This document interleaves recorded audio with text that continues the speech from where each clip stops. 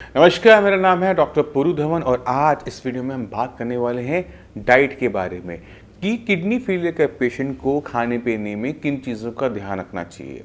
तो सबसे पहले शुरुआत करते हैं डाइट की इंपॉर्टेंस को लेकर कि डाइट क्यों इंपॉर्टेंट है। डाइट हमारी बॉडी में बनने वाले वेस्ट मटेरियल को कंट्रोल करने में हेल्प करती है। अब जब हमारी किडनी कम काम कर रही है तो हमारी बॉडी में वेस्ट मटेरियल इकट्ठा हो रहा है।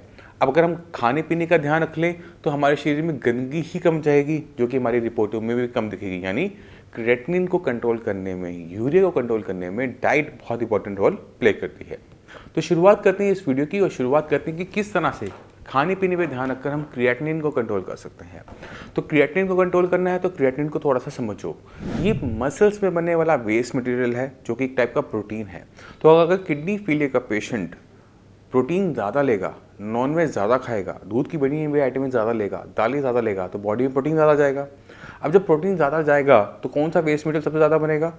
बिल्कुल सही, क्रिएटिनिन सबसे ज़्यादा हमारी बॉडी में बनेगा और वो हमारी रिपोर्टों में रिफ्लेक्ट होना भी शुरू होगा। तो सबसे पहला काम किसी भी किडनी फेलियर पेशेंट को क्या करना चाहिए कि खाने पीने में से जितना भी प्रोटीन है उसे या तो बंद कर दे या उसको कम कर दे।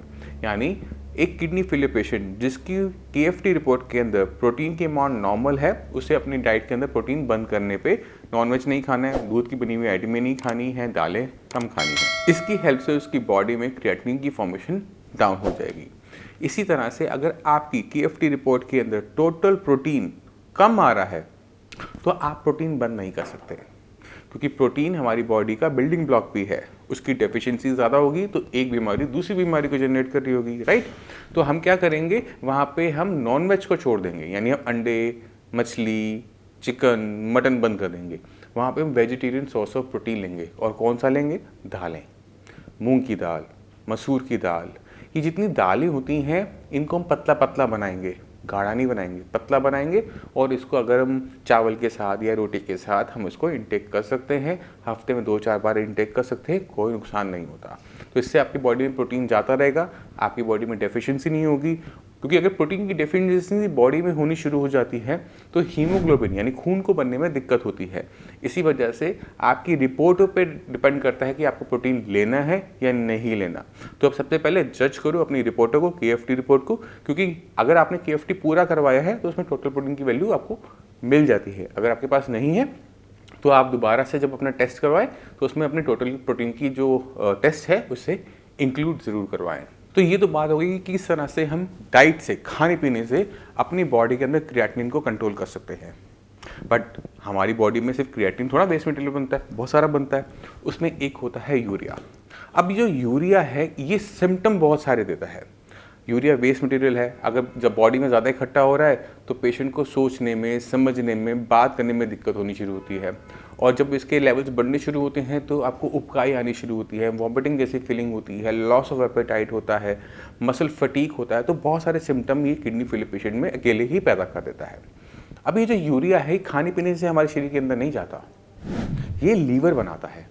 कब बनाता है? जब लीवर को हम कुछ खाना देते हैं कि ओके ठीक है, मैंने आज चपाती खाई है, इसको बॉडी की कंज्यूम करने लायक बनाओ, तो लीवर उसको छोटे छोटे हिस्सों में डिवाइड करता है। इस प्रोसेस के अंदर उसमें क्या बनता है? यूरिया। अब ये जो यूरिया है इसको निकालने का काम किसका है? किडनी का। अब किडनी काम कम कर रही है तो क्या होगा कि वो निकल नहीं पाएगा। बनेगा तो सही, लीवर बनाएगा तो उतना ही जितना बनाता है, बट निकल नहीं पाएगा। तो अगर हम कोई भी चीज़ ऐसी खाते हैं जिसको पचाने में, डाइजेस्ट करने में लीवर को ज़्यादा काम करना पड़ता है तो वो ज़्यादा यूरिया भी बनाता है। तो एक किडनी फेलियर पेशेंट को अपने खाने पीने में से वो भारी फूड आइटम निकाल देनी चाहिए। और कोई भी खाना भारी कब होता है? जब वो हम तला हुआ खाते हैं, ज़्यादा फैट वाला खाते हैं तो वो ज़्यादा भारी हो जाता है। ज़्यादा प्रोटीन खाते हैं तो वो भारी हो जाता है। हैवी प्रोटीन लेते हैं तो वो भारी हो जाता है। तो हम जैसे पहले प्रोटीन तो निकाल ही चुके हैं, तो बचा क्या हमारे पास? ज़्यादा घी तेल, डीप फ्राइड पूड़ी, भटूरे, कचौड़ियाँ, आपका घी, मक्खन ज़रूरत से ज़्यादा, इनको अगर हम निकाल देंगे तो आपके लीवर के पास काम कम हो गया। कम काम के अंदर वो कम यूरिया बनाएगा और कम यूरिया आपके शरीर में इकट्ठा होगा।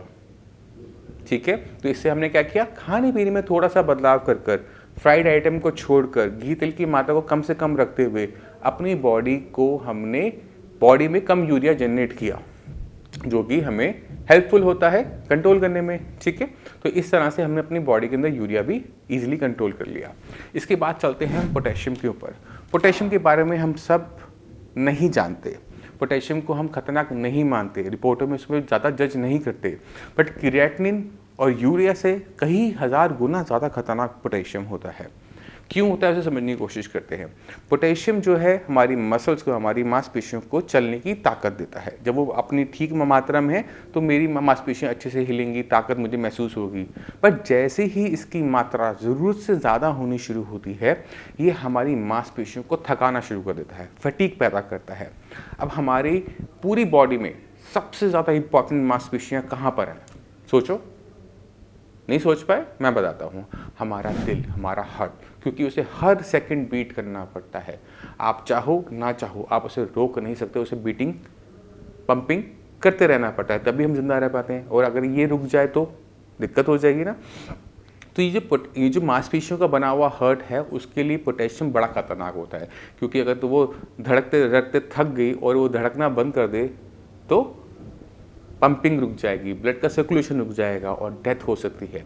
तो इस पोटेशियम को कंट्रोल करना बॉडी में ज़रूरी होता है। और पोटेशियम हमारी बॉडी में नहीं बनता, ये पोटेशियम खाने से ही हमारी बॉडी में आता है। अब पोटेशियम को कंट्रोल करना है तो हमने खाने पीने में पोटेशियम को अब कैसे कंट्रोल करें, अगला सवाल ही उठता है। तो पोटेशियम के बारे में अगर हम बात करते हैं तो पोटेशियम आपकी हर खाने पीने की चीज़ों के अंदर मिलता है। आप कुछ भी खाओ, चावल है, रोटी है, दाल है, कुछ भी आप खाओगे उसके अंदर पोटेशियम है ही।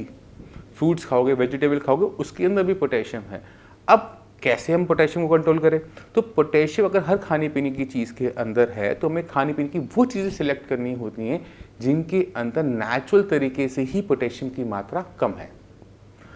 कम पोटेशियम वाली चीज़ें खाएंगे, बॉडी में कम जाएगा पोटेशियम और वो बढ़ेगा नहीं। अब कौन सी फूड आइटम के अंदर पोटेशियम की मात्रा ज़्यादा है, किस में पोटेशियम की मात्रा कम है, अब इसको हम कैसे जानें, है ना, अगला सवाल ये उठता है। तो कुछ जो हाई पोटेशियम फूड आइटम है वो मैं आपको बताता हूँ, उनको आप निकाल दीजिएगा। बाकी पोटेशियम पे जो डिटेल्ड वीडियो है डाइट को लेकर, वो मैं आपको ऊपर लिंक में दे रहा हूँ, आप उसको इस वीडियो के ख़त्म होने के बाद ज़रूर देखिएगा। पोटेशियम हाई जो फूड आइटम्स हैं उसमें आता है केला, कीवी, एवोकेडो, ड्राई फ्रूट, खजूर और सब्जियों में आलू और पत्तेदार सब्जियां, पालक, बथुआ, मेथी, सरसों, धनिया, पुदीना, ये सारी जो आइटम है ना, ये सारी हाई पोटेशियम है। और साथ में आता है गुड़ और जूसेस। ये जो आइटम मैंने आपको बताई, अगर आप इसको डाइट से निकाल देते हो, आलू नहीं खाते, केला नहीं खाते, कीवी नहीं खाते, एवोकेडो नहीं खाते, खजूर नहीं खाते या फिर ड्राई फ्रूट्स नहीं लेते, कोई फ़र्क नहीं पड़ता। आपकी बॉडी में कम पोटेशियम जाएगा और आपको कोई दिक्कत नहीं होगी। बाकी जितनी भी आइटम बचती हैं, चाहे सब्जियों के अंदर हो, फलियां हैं, गाजर है, मूली है, खीरा है, सब खा सकते हैं, चावल है, रोटी है, क्योंकि इनमें पोटेशियम है बट कम मात्रा में। जो आइटम बंद करने के लिए बोली है उसमें पोटेशियम ज़रूरत से ज़्यादा है, और ज़रूरत से ज़्यादा पोटेशियम जाएगा तो मात्रा बढ़ेगी और उससे कॉम्प्लिकेशन पैदा होगी। तो जो हाई पोटेशियम फूड आइटम्स हैं उसको हम पूरी तरह से बंद कर देंगे। अब बहुत सारे पेशेंट ऐसे होते हैं जो जब ट्रीटमेंट ले रहे होते हैं तो डॉक्टर्स उनको सब्जियों को लीच करके लेने के लिए कहते हैं। लीच मतलब सब्जियां काटी, उसे पानी में भिगो, 3-4 घंटे छोड़ो, उसके बाद उसको निकाल के बनाओ। अब ये जो लीचिंग प्रोसेस है, ये पोटेशियम को कंट्रोल करने के लिए बनाया गया है कि खाने पीने में पोटेशियम की मात्रा कम जाए। अब ये प्रोसेस है तो बहुत अच्छा, पोटेशियम बहुत अच्छा कंट्रोल करता है, पर एक दिक्कत ले आता है। जब हम पोटेशियम निकाल रहे होते हैं सब्जियों में से लीचिंग प्रोसेस के अंदर, तो लीचिंग प्रोसेस के अंदर उसमें जितने विटामिन, मिनरल्स होते हैं वो भी निकल जाते हैं, पानी में निकल गए, हमने फेंक दिया। अब जब हम ऐसा लीच किया हुआ खाना लंबे टाइम तक खाते हैं तो बॉडी के अंदर कमज़ोरी बहुत पैदा होनी शुरू हो जाती है, क्योंकि बॉडी में कुछ जा ही नहीं रहा। सब्जियां तो हम खा रहे हैं बट उसमें ताकत ही नहीं है। तो लीचिंग प्रोसेस को हम तब शुरू करेंगे जब हमारा पोटेशियम नॉर्मल लिमिट से बाहर होना शुरू होगा, और जैसे ही वो नॉर्मल लिमिट्स में आएगा हम लीचिंग प्रोसेस को बंद करेंगे कि बॉडी को ताकत मिलनी शुरू हो जाए। तो आप सभी ने क्या ध्यान रखना है कि लीचिंग प्रोसेस रिपोर्ट पे डिपेंडेंट रखें। हर टाइम ना सब्जियों को लीच करें, क्योंकि सब्जियों को बहुत ज़्यादा लीच करोगे तो जैसे मैंने आपको दिक्कत बताई है उसको फेस करने का मौका मिलेगा, क्योंकि किडनी फेलियर 2-4 महीने में ठीक होने वाली बीमारियों में से नहीं है। ये जंग आपको पूरी ज़िंदगी लड़नी पड़ती है और जो चीज़ हम पूरी ज़िंदगी नहीं कर सकते उसे हम एप्लीकेबल नहीं मानते। तो हम लीचिंग प्रोसेस पूरी ज़िंदगी नहीं कर सकते, सब्जियों को लीच करके नहीं खा सकते, कमज़ोरी बहुत पैदा होगी। तो लीचिंग प्रोसेस को पोटेशियम बढ़ने पर ही ट्राई करें।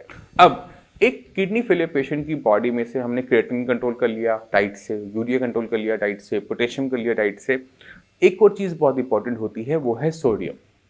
अब सोडियम जो है हम सब जानते हैं कि नमक से होता है, कि सोडियम क्लोराइड यानी नमक, और हम वो सोडियम अपनी बॉडी में लेके जा रहे होते हैं। और बाकी सारी चीज़ों के अंदर, खाने पीने के आइटम के अंदर भी सोडियम की मात्रा कम ज़्यादा मात्रा में होती है, मगर सबसे बड़ा सोर्स सोडियम का होता है नमक। तो अगर आपका ब्लड प्रेशर हाई है तो आप क्या करोगे? नमक की मात्रा कम करोगे, सोडियम की मात्रा कम करोगे। इससे दो फायदे होते हैं। सोडियम को कम करने से बीपी कंट्रोल में होता है और बॉडी में जो स्वेलिंग होती है पैरों पे, फेस पे, वो भी कम होनी शुरू हो जाती है, क्योंकि जहाँ पर नमक है वहाँ पानी ज़रूर आता है। ठीक है, आप किसी भी चीज़ के ऊपर नमक डालो तो वो चीज़ पानी छोड़ देती है ना। इसी तरह से जब हम बॉडी के अंदर नमक डालते हैं तो बॉडी पानी छोड़ देती है और सूजन आती है। इसी वजह से नमक एक किडनी फेलियर पेशेंट के लिए दुगना नुकसान पहुंचाता है, बीपी भी बढ़ाता है और सूजन भी लेकर आता है। तो नमक की मात्रा कम रखो खाने पीने के अंदर। अगर हम नमक को कंट्रोल कर लेते हैं तो हम काफ़ी बड़ी दिक्कतों से बच जाते हैं, क्योंकि खाने में अगर नमक नहीं होगा तो हम खा भी नहीं पाते। तो हमने इस चीज़ का ध्यान रखना है कि हमने बैलेंस बना के रखना है। खाना में नमक कम मात्रा में हो जिससे हमें स्वाद तो आए बट हमें कोई दिक्कत ना आए, क्योंकि खाने में अगर नमक नहीं है, ना टेस्ट है ना उसकी डाइजेशन है।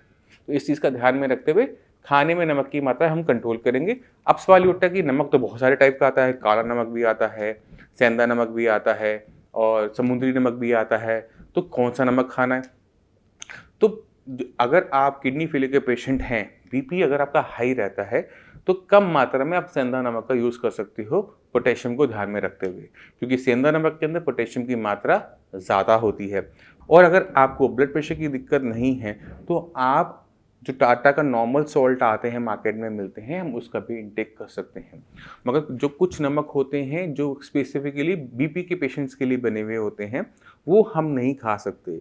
क्यों नहीं खा सकते? क्योंकि अगर हम ब्लड प्रेशर कंट्रोल करने वाला नमक ले रहे हैं तो उसमें 15% पोटेशियम क्लोराइड एडिड होता है आर्टिफिशियली, जो आपकी बीपी को कंट्रोल करता है। अब पोटेशियम हमारे बीपी को डाउन कैसे करता है? हार्ट की बीटिंग को कंट्रोल करके।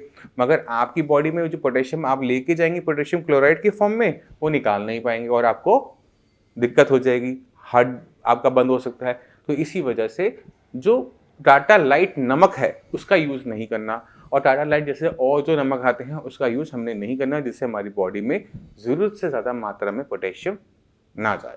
अब हमने एक चीज़ का और ध्यान रखना होता है किडनी फेलियर पेशेंट में, कि जितनी भी खट्टी आइटमें होती हैं, संतरा है, मौसमी है, आम है, अंगूर है, इनको भी बंद करना होता है। अब सबसे ज़्यादा खट्टी चीज़ें हम फल फॉर्म में ही खाते हैं, इसलिए मैं फलों के नाम ले रहा हूँ। फलों, इन खट्टी चीज़ों को हम क्यों बंद कर रहे हैं उसको समझने की ज़रूरत है। एक किडनी फेलियर पेशेंट की बॉडी में जब किडनी कम काम करती है तो क्रिएटिनिन बढ़ता है। किडनी का काम एक और भी होता है, वो है हमारी ब्लड के अंदर एसिड को कंट्रोल करना। हमारा यूरिन जो होता है एसिडिक होता है, क्योंकि हम एसिड को बॉडी से बाहर निकाल रहे होते हैं यूरिन के रास्ते। अब वो निकाल नहीं पा रही है एसिड को, तो एसिड कहाँ इकट्ठा हो रहा है? ब्लड में। ब्लड एसिडिक हो जाएगा, और एसिडिक ब्लड जब किडनी के अंदर जाएगा तो किडनी को नुकसान पहुंचाएगा। तो हमने क्या करना है? इस एसिड को कंट्रोल करने के लिए खट्टी चीज़ों को बंद कर देना है, कि हमारी बॉडी में एक्स्ट्रा खटासपन, एसिड इकट्ठा ना हो। अब चलते हैं पानी के ऊपर। पानी कितना पीना है? हर पेशेंट आके यही सवाल करता है, डॉक्टर साहब पानी कितना पिए, प्यास लगती है, पानी नहीं मिलता। तो पानी अगर आप कम पियोगे, यूरिन कम बनेगा, यूरिन कम बनेगा, क्रिएटिनिन यूरिन के रास्ते कम बाहर जाएगा, और कहाँ इकट्ठा होगा? ब्लड में। पानी ज़्यादा पियोगे, किडनी से फिल्टर आउट नहीं कर पाएगी और वो बॉडी में इकट्ठा हो जाएगा। यानी कम पियोगे तो दिक्कत, ज़्यादा पियोगे तो दिक्कत, और दिक्कतें तो हमें चाहिए नहीं। तो हम क्या इसका सोल्यूशन निकालें? क्योंकि किस वेदर में आप रहते हो, किस जगह रहते हो, क्या काम करते हो, क्या प्रोफेशन है, उस पर भी डिपेंड करता है कि आपकी बॉडी की पानी की रिक्वायरमेंट क्या है। पानी की रिक्वायरमेंट हर बॉडी की अलग अलग होती है। कुछ लोग बहुत पानी पीते हैं, कुछ लोग बिल्कुल पानी के बिना रह लेते हैं, ऐसे कैसे, है ना? तो हर किसी की बॉडी की टाइप, टेम्परेचर सबका डिफरेंट होने की वजह से पानी की जो रिक्वायरमेंट है वो सबकी अलग अलग होती है। तो हम एक मात्रा सेट नहीं कर सकते कि जितने भी किडनी फेलियर पेशेंट हैं वो या 1 लीटर लेंगे, 1.5 लीटर लेंगे, इस तरह से सेट नहीं कर सकते। तो पानी आपको अपनी बॉडी की रिक्वायरमेंट के हिसाब से लेना होता है। बॉडी जितना पानी मांग रही है उसको देना पड़ेगा, अगर नहीं देंगे तो यूरिन कम बनेगा और क्रिएटिनिन की वैल्यूज बढ़नी शुरू हो जाएंगी। तो पहला काम हम क्या करते हैं, बॉडी की रिक्वायरमेंट को समझने की कोशिश करते हैं। अब हमारी बॉडी में पानी की कमी को बताने वाले कुछ सेंसर लगे हुए हैं। अब आपको प्यास लगती है, आपको कैसे पता लगता है? गला सूखता है, होंठ सूखते हैं, जुबान सूखती है, आपको लगता है प्यास लग रही है, चलो पानी पी लें और ठीक हो जाता है। तो ये जो सेंसर है ना, जो आपको भगवान ने दे रखे हैं, जो आपको ये बताते हैं कि पानी की कमी हो रही है, इनको आपने सुनना होता है। अब जब आपको प्यास लग रही है, आपने बस छोटा सा ध्यान ये रखना है कि खूब सारा पानी एक साथ नहीं पीना है। यानी आपने एक बोतल उठाई और गड़गड़ करके पीना, कभी नहीं। आप 1 कप पानी लो, उसे पियो, 10-15 मिनट बाद फिर आपको प्यास लग रही है, फिर 1 कप पी लो। क्योंकि 10-15 मिनट के अंदर जो पानी आपने पहले पिया था वो आपके ब्लैडर, पेशाब की थैली में पहुंच जाएगा और आपके में बॉडी में इकट्ठा नहीं होगा। अगर आप खूब सारा पानी एक साथ पी लोगे तो किडनी उसे प्रोसेस नहीं कर पाएगी तेजी से, और एक्स्ट्रा पानी कहाँ चला जाएगा? टांगों में। तो हमने क्या ध्यान रखना है कि छोटी छोटी मात्रा में पानी को लेना होता है अपनी बॉडी की रिक्वायरमेंट के अनुसार, क्योंकि यूरिन अच्छा बनेगा, क्रिएटिनिन उससे भी बाहर जाएगा, क्योंकि क्रिएटिनिन को निकालने का बॉडी से और कोई दूसरा तरीका नहीं है। यूरिया को बॉडी से बाहर निकालने का यूरिन के अलावा कोई और दूसरा तरीका नहीं है। तो अगर हम पानी की मात्रा सही रखते हैं तो हमारी बॉडी की सफाई अच्छी तरीके से होती है, और ये अच्छी सफाई हमें रिपोर्टों में भी नज़र आनी शुरू हो जाती है। इसका छोटा सा एग्जाम्पल आप इस तरह से ले सकते हैं कि जो पेशेंट अपने पानी को बंद कर देते हैं, कम कर देते हैं ज़रूरत से ज़्यादा, उनकी क्रिएटिनिन वैल्यूज़ बहुत तेज़ी से बढ़नी शुरू होती हैं।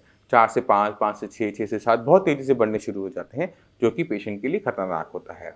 इस पानी के ऊपर हमने पूरी वीडियो बना रखी है, उसका लिंक भी मैं आपको ऊपर आई कार्ड में दे रहा हूँ, आप उसको डिटेल में देख सकते हैं।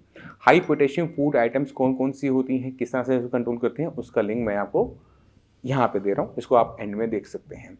अब चलते हैं, हमने बात कर ली पानी की, हमने बात कर ली सोडियम की, हमने बात कर ली पोटेशियम की, क्रिएटिनिन की, यूरिया की। तो ये सारी की सारी चीज़ें आपकी इस वीडियो में कवर हो जाती है। अब इसी के साथ आप मुझे चलने की आज्ञा दीजिए। नमस्कार।